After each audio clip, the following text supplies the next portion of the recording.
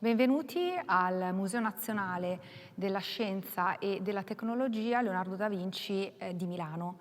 Da qui parte il mio viaggio con questo speech dal titolo Guida galattica per giovani disorientati in era post-lockdown.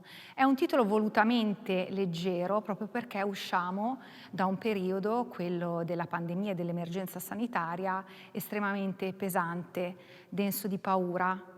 E con questo mio discorso vorrei lanciare appunto ai giovani disorientati di oggi un messaggio universale, perché poi di fatto questo galattico non è altro che un accenno all'universalità del messaggio che vorrei comunicare. Allora, il nostro viaggio parte da una piccola città della provincia di Varese che si chiama Saronno, dove io trovo le mie origini. Un luogo, Saronno, privo di una conformazione identitaria specifica e che non mi ha trasmesso nessun particolare senso di appartenenza. L'aneddoto che io ricordo sempre in relazione alla città dove appunto trovo le mie origini è il fatto che io l'ho sempre percepita fin da bambina come un po' un luogo borderline. Ho sempre detto che Saronno è un po' il New Jersey di Milano e poi il fatto particolarmente divertente che il prefisso telefonico è 02. Geograficamente la città più vicina è Como e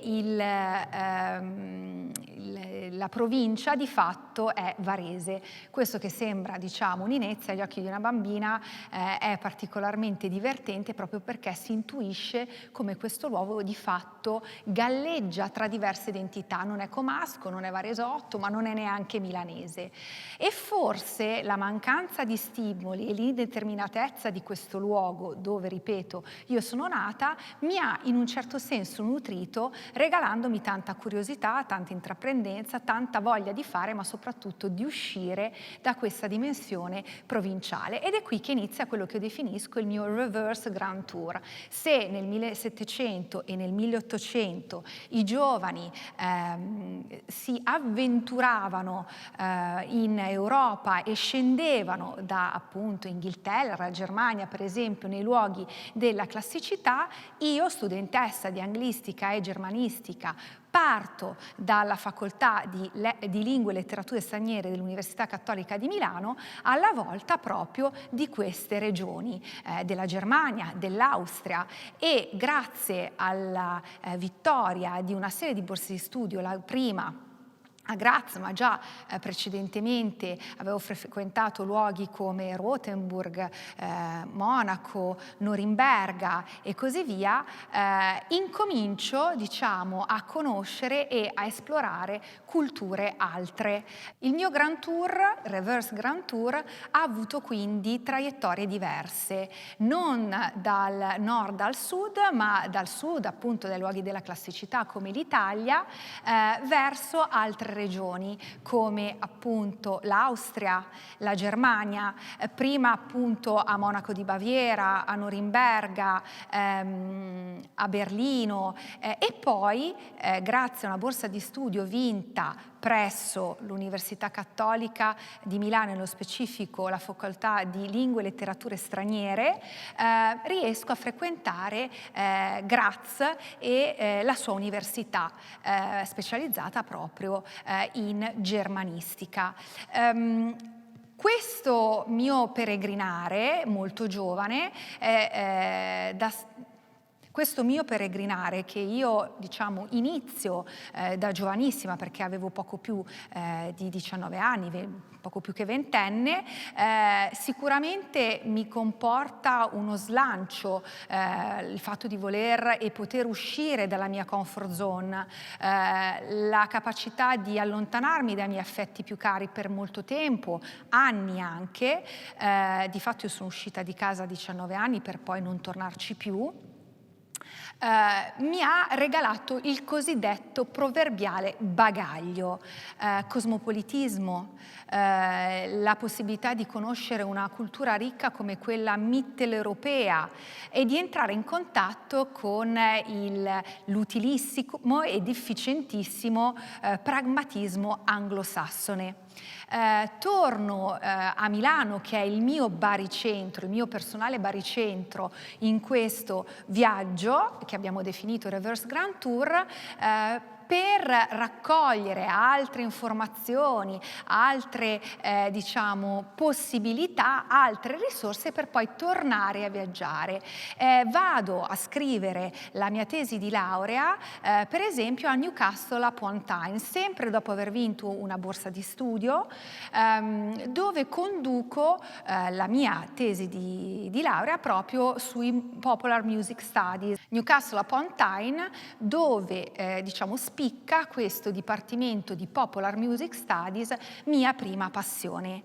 Vengo poi di nuovo richiamata in Italia, a Milano, quindi torna appunto questo discorso di baricentro, e se guardiamo questa mappa geografica che io vi sto descrivendo, vediamo proprio questi fili che collegano l'Europa a Milano, per poi ritornare, viaggiare di nuovo alla volta di Londra, dove vinco un'altra borsa di studio, di fatto una borsa lavoro, e divento una social media manager ante litteram, stiamo parlando degli anni 2000, del 2000, per un'azienda che si occupava di analisi di mercato.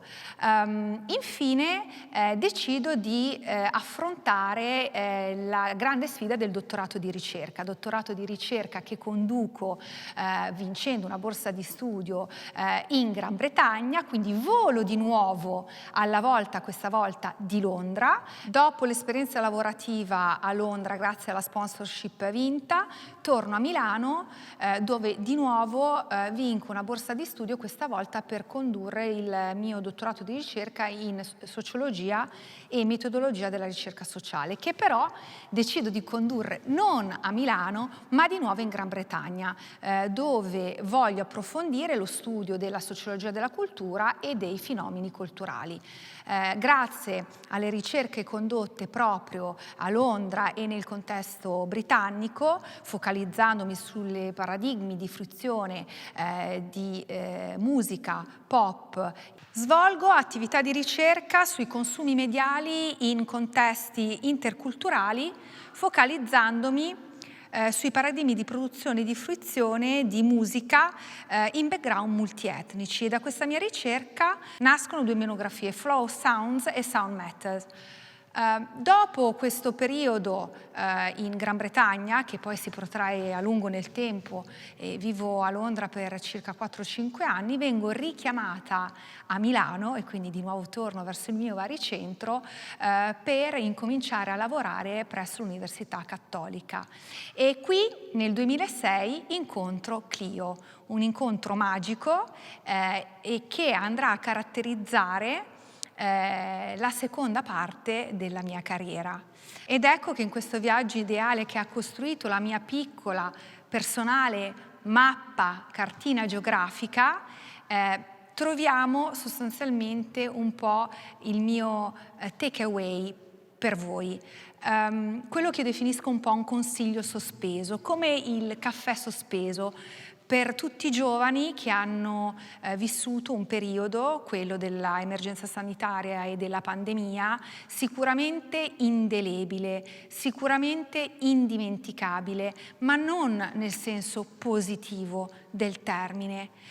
Oggi, per ricominciare, ritengo, dalla mia esperienza, che debbono essere messi in campo tutta una serie di valori come il coraggio, l'intraprendenza, che dal mio punto di vista sono dei vaccini contro probabilmente il problema e l'elemento più bloccante in questo momento, che è la paura. La paura è disabilitante, è nemica dell'agency, ovvero della capacità che ognuno di noi ha di poter realizzare, creare anche in maniera generativa. E quindi il mio consiglio sospeso spesso è questo: trovate il vostro baricentro. Nel mio caso è la città di Milano, è l'Università Cattolica che mi ha dato tante possibilità e tante belle occasioni per poi lanciarvi nella vostra impresa. La parola impresa non è un caso che voglia dire in lingua italiana abbia due accezioni: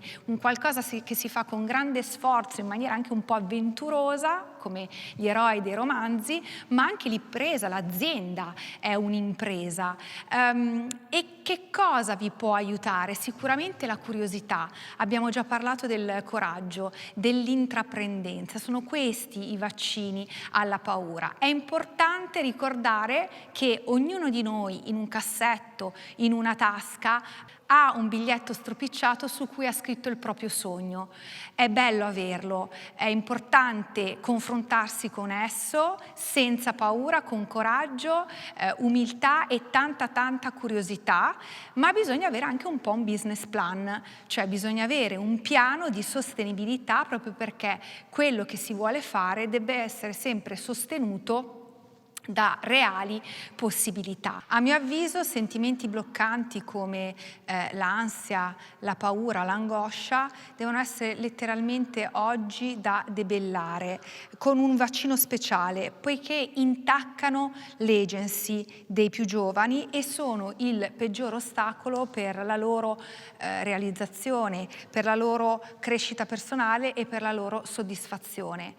Bisogna, come vi dicevo, avere un business plan, oltre che un sogno, che sia sostenibile nel medio e lungo termine. E quindi con questo io vi lascio con un suggerimento, un consiglio pratico, ma anche poetico, romantico. Bisogna avere, come vi dicevo, sicuramente un sogno nel cassetto, ma che praticamente, ecco, questo pragmatismo anglosassone sempre che torna, si possa fare.